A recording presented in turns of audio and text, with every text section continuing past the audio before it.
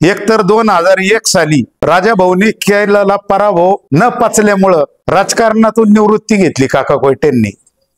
आणि त्यांना कोणत्या भविष्यकारांनी सांगितलं आता तुम्हाला राजयोग माहित नाही। कदाचित समता बँकेच्या जवळ एक पोपटवाला बसलेला असतो, कदाचित काकांनी चिठ्ठी उचलून पाहिली असेल त्याच्यातून आणि त्यांनी सांगितलं असेल तुम्हाला राजयोग आहे। पण हा माणूस पूर्ण सेटलमेंटी माणूस आहे। हा कधी कधी स्वतःच्या स्वार्थासाठी कधी कोल्यांकडे कधी काळ्यांकडे, मग विखेंकडे काम पडलं तर विखेंकडे। आणि मला नाही वाटत काकांचे सगळे जो कारोबार चाललेला आहे तो पुण्यात चाललेला आहे। काका जास्त दिवस कोपरगाव मध्ये राहतील असं काही मला वाटत नाही।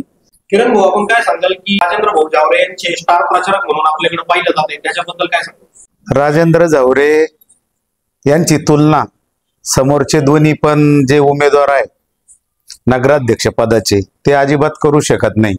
त्याचं कारण एक आहे, 2001 साली प्रथमच भाऊ लोकनियुक्त नगराध्यक्ष म्हणून कोपरगाव शहरवासियांनी निवडून दिले। त्यानंतर भाऊंनी इतके विकासाचे काम केले, 2001 पासनं ते आता 2025 आहे।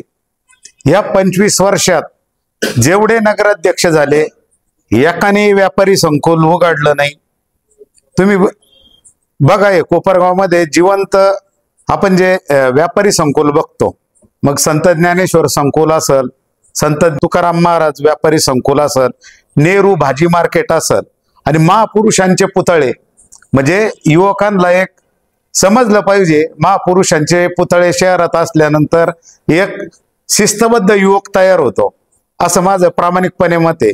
मग छत्रपती संभाजी महाराजांचा पुतळा असेल, छत्रपती शिवाजी महाराजांचा पुतळा असेल, आंबेडकर डॉक्टर बाबासाहेब आंबेडकरांचा पुतळा असेल, अण्णाभाऊ साठेंचा पुतळा असेल, असे पुतळे राजाभाऊंनी त्या काळात उभे करून एक युवकांना दिशा देण्याचं काम या शहरामध्ये केलेलं आहे। आणि 2001 ते 25 पर्यंत आपल्याला एकही कोणी जेवढे नगराध्यक्ष झाले एकही महापुरुषांचा पुतळा नाही किंवा व्यापारी संकुल नाही। उलट जे प्रस्थापित छोटे टपरी धारक होते त्यांना विस्थापित करण्याचं काम किंवा पाप या लोकांनी केलं, एवढंच माझं सांगणं आहे। आपला जो रोष आहे तो कोणाकडे राहील? दोन्ही जबाबदार आहे त्याला नेते मंडळी। कारण झालं काय माहिती का, एकाने काम मंजूर करायचे दुसऱ्याने त्याच्यात आडकाठी आणायची, हेच कोपरगावनी आतापर्यंत बघितलेलं आहे। त्यामुळं राजाभाऊची तुलना हे दोन्ही पण नगराध्यक्ष पदाचे जे उमेदवार आहे ते करू शकत नाही। त्याचं राजाभाऊंनी तुम्हाला सांगितलं, दोन्ही पंचतारांकित आहे।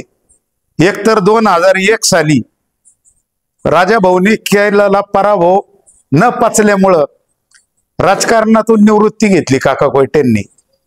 आणि त्यांना कोणत्या भविष्यकारांनी सांगितलं आता तुम्हाला राजयोग माहित नाही।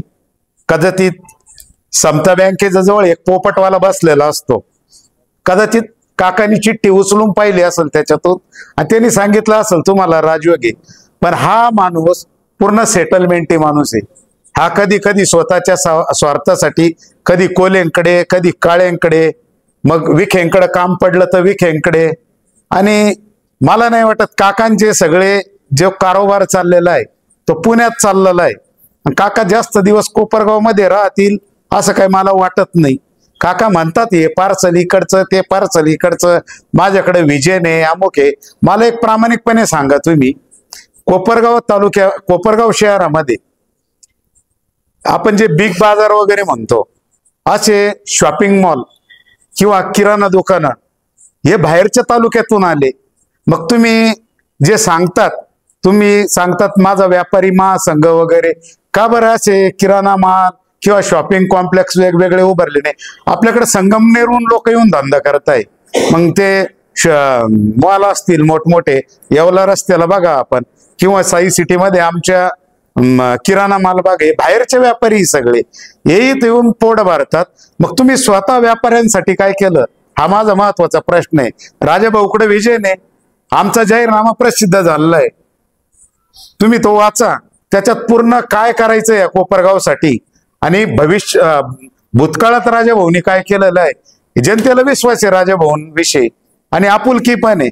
मगाशी त्यांनी सांगितलं आता आम्ही फेऱ्या घेतोय, तुम्ही बघा सातत्याने आमच्या फेऱ्या, एकही फेरी आमची 10-20 माणसांची नाही, आमच्या फेरीला प्रचंड इतका उत्स्फूर्त प्रतिसाद आहे. आमची फेरी 200-300 माणसांच्याच पुढे. ते रोजाराजीचे माणसं नाही, प्रामाणिकपणे राजाभाऊसाठी स्वतः लोक रस्त्यावर उतरलेले आहे. आणि 2001 ची पुनरावृत्ती ही परत होणार. राजा भाऊच काका कोयटेंचा परत पराभव करणार, कारण दुसरे कोणी आमच्या कॉम्पिटिशनला नाही. त्यामुळं 2001 ची पुनरावृत्ती नक्की होणार आणि या कोपरगावच्या विकासाला राजाभाऊ भविष्यात कटिबद्ध राहणार.